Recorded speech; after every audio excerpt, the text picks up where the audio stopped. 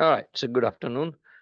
We began chapter 3, and we looked at resistive circuit analysis, the methods for series connections, or reducing equivalent resistance, reducing a large network of resistance down to a single resistance using series parallel, and then voltage division and current division. So right now, we're going to look at a few examples, and so we're going to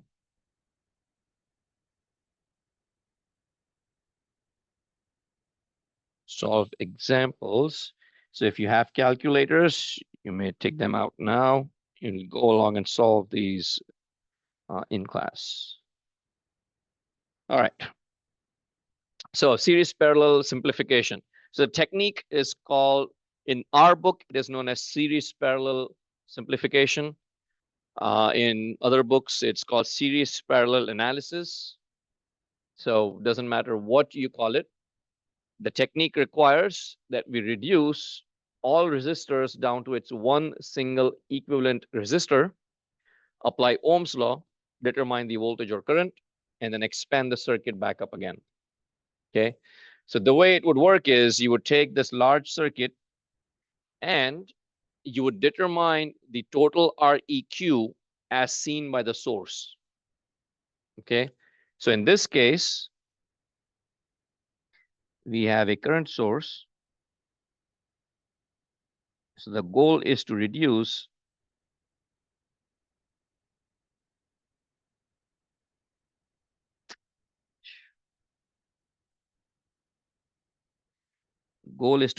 that entire network of resistors down to one single resistance.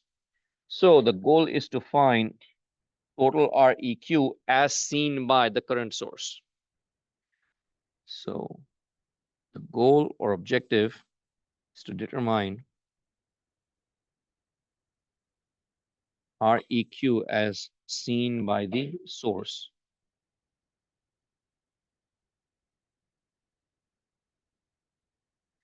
And once we have that single Req, we can find, depending on the source itself, if it's a current source,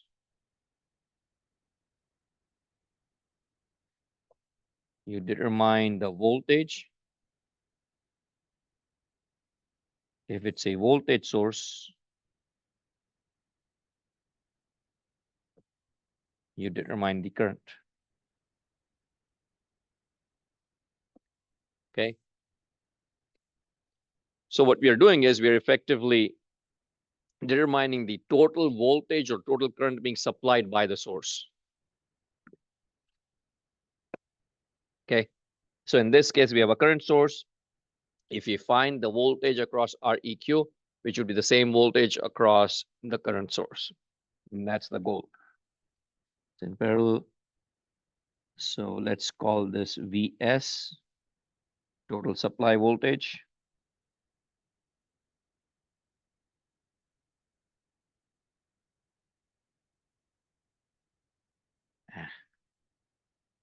Okay. So how would we proceed? We always start with the far ends, away from the source, right? So we want, what we want to do is, first of all, a schematic doesn't mean that the source is, the components are connected exactly as they are, right? The components are not sentient beings. They don't know, they don't care. Conductor wire, this could be a very short connection or it could be a very long connection, doesn't really matter.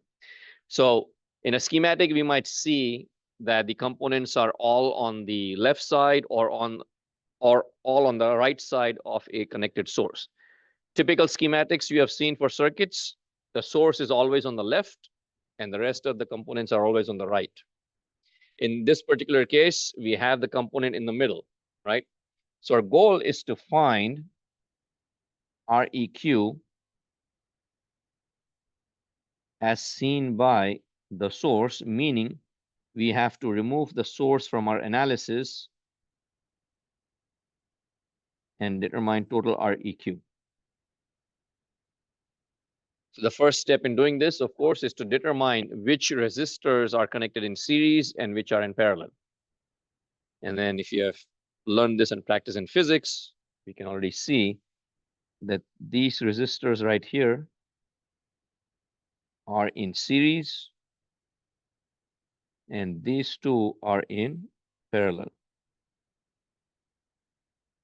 Okay, so go ahead, perform this calculation and tell me what is the combination of 20 and 180 in parallel. So 20 and 180 in parallel. Now you can show your work in terms of equations, or you can show your work in terms of diagrams. So if I was to show this in diagrams, what I would do is I would draw one single resistor on the left to indicate the series connection, right? And the series connection, what I particularly like to do is, if the notations or the names for the resistors are given, I would just add on, meaning if it's R1, R2, R3, R4, then I would add on by naming it R5, R6, R7. You can name it anything you want. You can call it RX, RY, RZ, R Batman, Superman, Iron Man, whatever you want to call it. Doesn't really matter. All you want is some notation so that as you go along, you can explain your thought process. You can show your work appropriately. Okay. So if I was to name these, I'm going to call this R1, R2, R3, R4, R5, and R6. I can say this is R7, and R7 would be equal to, keep these terminals open, right there, because that's our EQ measurement terminal, 12 ohms. I'm going to call this R8. This is R3. And R7 is the series combination. So it's R1 plus R2 plus R6. And then R8 is equal to R4 in parallel with R5. So when you're showing your work, you either show it graphically, you show it with equations, but all of the information should be contained in there. Okay, if the information is not in there, you're skipping over a few steps, you're likely to make some errors. We don't know where the error is. How it affects you as an engineer is different to how it affects you as a student. So as a student, if you're trying to show me your work, you make an error in your calculation somewhere, and you just put down the final answer, right? You put down the final answer. If it's incorrect, there's no work that is shown in the middle. You don't get any points. If you show me a step-by-step, you show me your works in if you show me the step-by-step work that you're doing, I will award partial credit. Meaning if your work is all correct right to the end, but your final answer is incorrect, you will still receive most of the credit for that problem. Okay, even if the final answer is incorrect. So always go through your steps and show everything. So here it's R7 is R1 plus R2 plus R6. Add up all three of those together. You get 40 plus 20 plus 10.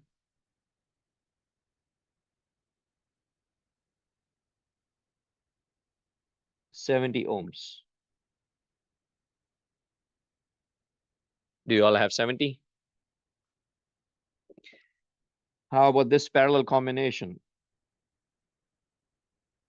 Anyone?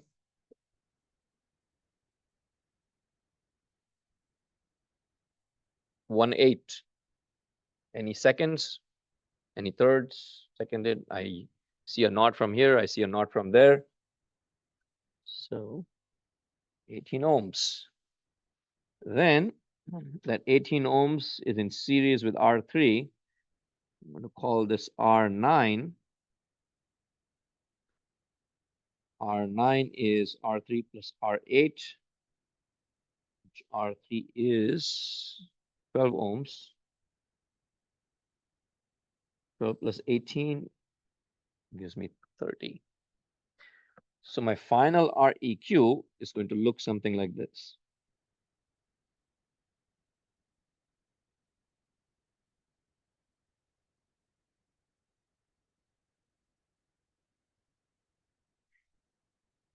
This is R7, this is R9, this is REQ.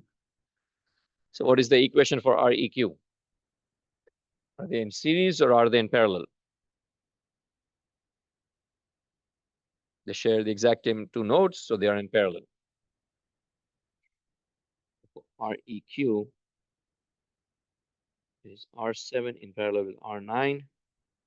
R7 is 7070 in parallel with 30. Anyone? 21? Anyone with the same answer?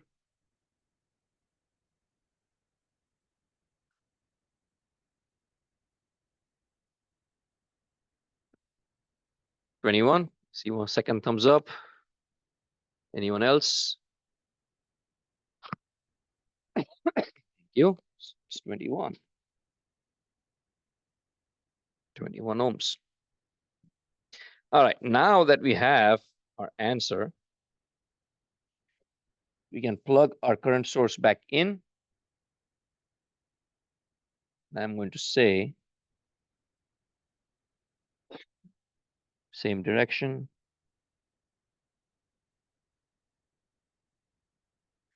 REQ is equal to 21 ohms, and my current source is going to call it IS. This is the voltage across. So current source was, let's see, 12 amps, 12.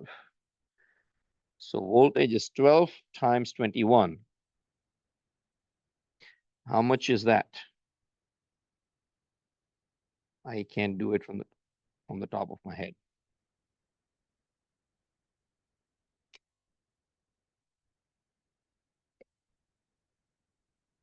Anyone? 12 times 1 is 12. 12 times 2 is 24. 24 plus 1, 252. 252. Right. 252 volts. If anyone obtains something else, please let me know in case this is incorrect.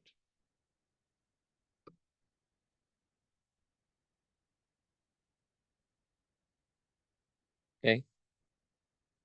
So far, so good. Any questions?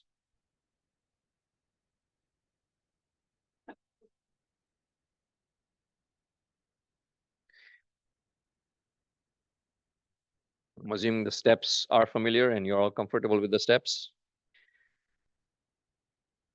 Okay, so the next after this is expanding the circuit back up again. So we know the voltage is 252 volts. Now that voltage is applied from the current source on both sides, right? Everything that is connected to the current source between those two nodes will get the same voltage. So in this case, on the left side of the circuit, which is the series combination of the resistors, it has 252 volts. And on the right side of the circuit, also 252 volts. So we can use a combination of everything that we have learned so far. We'll apply Ohm's law on the left. On the right, we can apply Ohm's law. We can apply voltage division.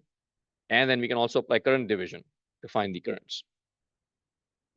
I'll explain.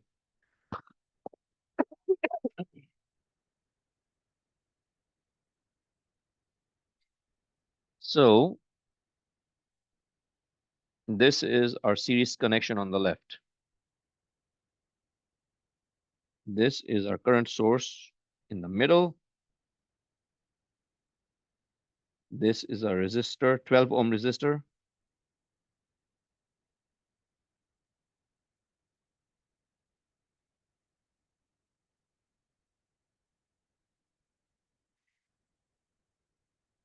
This is VS, 252 volts. Does this schematic make sense to everyone? Just drawing it a little bit differently. That's all I'm doing. So this one is R1, this one is R2, this one is R6, this one is R3, and then 4 and 5, R4 and R5. Okay, R4 and R5. Now the point of doing this is so you can follow the pathway of the current and where it splits. So if it's 252 volts, IS is going up, goes to the left, goes to the right, splits in two, right? We can find the total REQ in each branch, meaning we can find REQ for these three resistors, which is a series combination, which we already have. And we can also find the REQ on this side. Again, this is something we already have. So if you have one current source going and it's splitting into two, we can apply current division to determine the current in both branches. You all with me so far? All right, so let me label this as, let's call this IA and IB. So one possibility of solving this is apply current division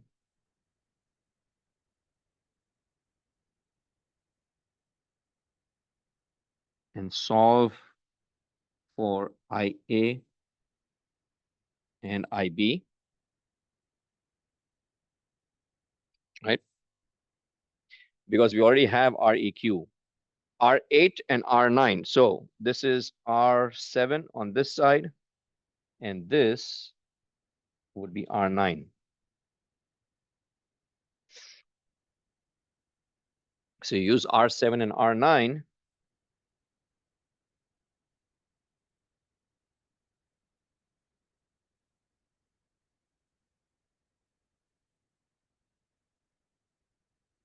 And you can solve using current division. That's a good way to practice. The other easier method is that we already have the voltage at those two nodes. So we can simply apply Ohm's law.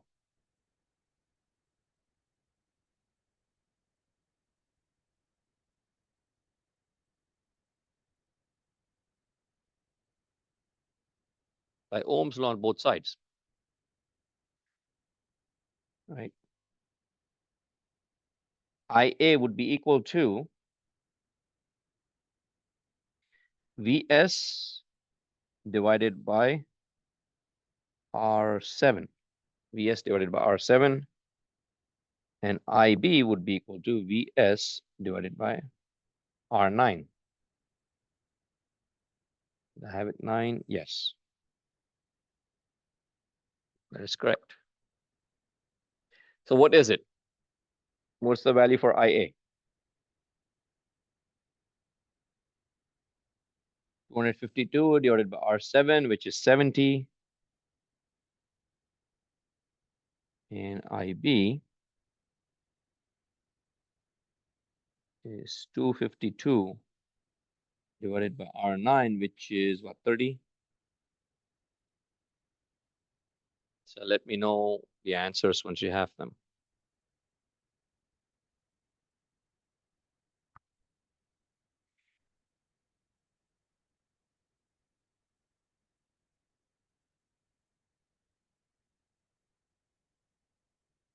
How much?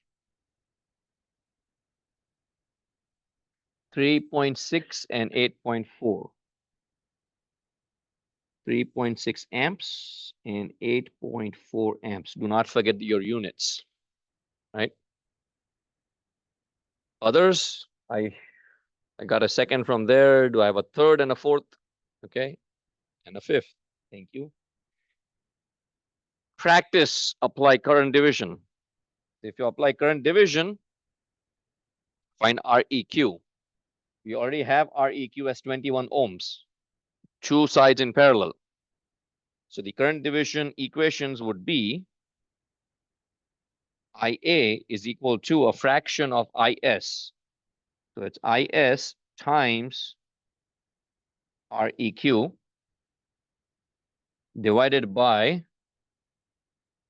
R7.